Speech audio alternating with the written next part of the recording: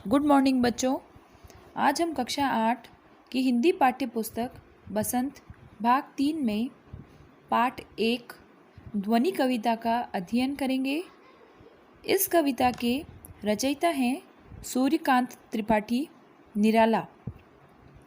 इस कविता में उन्होंने प्रकृति की मदद से अपने मन की भावनाओं को दर्शाने का प्रयास किया है। आइए ये कविता पढ़ते हैं। कविता का पहला पद है, अभी न होगा मेरा अंत, अभी अभी ही तो आया है मेरे जीवन में मृदुल वसंत। अभी न होगा मेरा अंत। इस पद में कठिन शब्दों के अर्थ है मृदुल अर्थात कोमल। अभी न होगा मेरा अंत, अभी अभी ही तो आया है मेरे जीवन में मृदुल वसंत। अभी न होगा मेरा अंत। कवि कहता है कि जिस प्रकार से वसंत ऋतु आने पर प्रकृति में चारों ओर उल्लास और उमंग का वातावरण छा जाता है, उसी प्रकार मेरे कवि जीवन में भी उल्लास और उमंग भर गए हैं। इसलिए अभी मेरे जीवन का अंत नहीं होगा। पुनः दोहराते हैं कि जिस प्रकार वसंत ऋतु आने पर प्रकृति में उल्लास और उमंग का वातावरण छा जाता है, उसी प्रकार मेरे कवि जीवन में भी उल्लास और उमंग भर गए हैं। इसलिए अभी मेरे जीवन का अंत नहीं होगा। पद 2, हरे हरे ये पात, डालियाँ कलियाँ कोमल गात, मैं ही अपना स्वप्न मृदुल कर फेरूंगा निद्रित कलियों पर, जगह एक प्रत्युष मनोहर।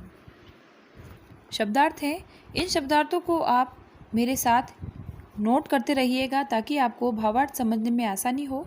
शब्दार्थ है पात अर्थात पत्ते, गात शरीर, मृदुल कोमल, नृदित सोई हुई, प्रत्यूष अर्थात प्रातःकाल। भावार्थ, हरे हरे ये पात, डालियाँ कलियाँ कोमल गात, मैं ही अपना स्वप्न मृदुल कर फेरूंगा निद्रित कलियों पर, जगह एक प्रत्युष मनोहर। अर्थात हरे हरे ये पात, डालियाँ कलियाँ कोमल गात। जिस प्रकार वसंत ऋतु आने पर वन में चारों ओर हरियाली छा जाती है, पेड़ों पर हरे हरे पत्ते निकल आते हैं, डालियों पर कलियाँ खिल जाती है, उसी प्रकार मेरे कोमल शरीर और मेरे कोमल स्वप्नों से मैं निद्रित कलियों अर्थात सोई हुई कलियों से तात्पर्य है निराश व्यक्ति। निराश व्यक्ति के जीवन में मैं एक सुंदर प्रातःकाल का उदय कर दूंगा। तात्पर्य यह है कि कवि अपनी कविता के माध्यम से निराश व्यक्ति के जीवन में आशा रूपी प्रातःकाल का उदय करना चाहता है। पद 3, पुष्प पुष्प से तंद्रालस लालसा खींच लूँगा मैं, अपने नवजीवन का अमृत सहर्ष सींच दूंगा मैं। शब्दार्थ, तंद्रालस अर्थात आलस या आलस्य और लालसा अर्थात इच्छा।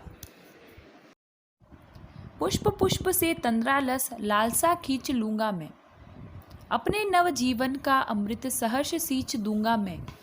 तात्पर्य है कि जिस प्रकार वसंत पुष्प पुष्प से अर्थात फूलों से उसके आलस्य को खींच लेती है अर्थात मुरझाए हुए फूलों में नव जीवन देती है, उसी प्रकार से मैं अपनी कविताओं के माध्यम से निराश व्यक्ति के जीवन में अमृत भरने का और उसे नव जीवन देने का प्रयास करूँगा। आखिरी पद है, द्वार दिखा दूंगा फिर उनको, है मेरे वे जहाँ अनंत, अभी न होगा मेरा अंत। यहाँ पर अनंत परमात्मा को कहा गया है। कवि कहता है कि इस प्रकार मैं मनुष्य के जीवन में प्रसन्नता भरकर उसे अनंत परमात्मा का द्वार दिखा दूंगा। इसलिए अभी मेरे कवि जीवन का अंत नहीं होगा। शब्दार्थों के माध्यम से और इस वीडियो के माध्यम से आप इस पूरी कविता को पुनः भावार्थ के रूप में समझने का प्रयास करें ताकि इस कविता का भावार्थ आपको अच्छे से समझ में आ सके। आज के लिए आपका गृह कार्य है। यह गृह कार्य आपको अपनी रफ कॉपी में पूर्ण करना है। प्रश्न 1, कवि को ऐसा विश्वास क्यों है कि उसका अंत अभी नहीं होगा? उत्तर, कवि को ऐसा विश्वास इसलिए है क्योंकि उसके मन में नया जोश व उमंग है अभी उसे काफ़ी नवीन कार्य करने हैं। वह युवा पीढ़ी को आलस्य की दशा से उबारना चाहते हैं। प्रश्न 2, फूलों को अनंत तक विकसित करने के लिए कवि कौन सा प्रयास करता है? उत्तर, फूलों को अनंत तक विकसित करने के लिए कवि उन्हें कलियों की स्थिति से निकालकर खिले फूल बनाना चाहता है।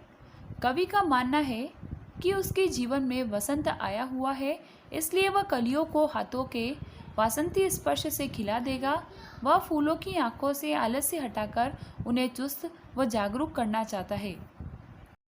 प्रश्न 3, कवि पुष्पों की तंद्रा और आलस्य दूर हटाने के लिए क्या करना चाहता है? उत्तर, कवि पुष्पों की तंद्रा और आलस्य दूर हटाने के लिए उन पर अपना हाथ फेरकर उन्हें जगाना चाहता है। वह उनको चुस्त, प्राणवान, आभावान व पुष्पित करना चाहता है। अतः कवि नींद में पड़े युवकों को प्रेरित करके उनमें नए उत्कर्ष के स्वप्न जगा देगा, उनका आलस्य दूर भगा देगा तथा उनमें नए उत्साह का संचार करना चाहता है।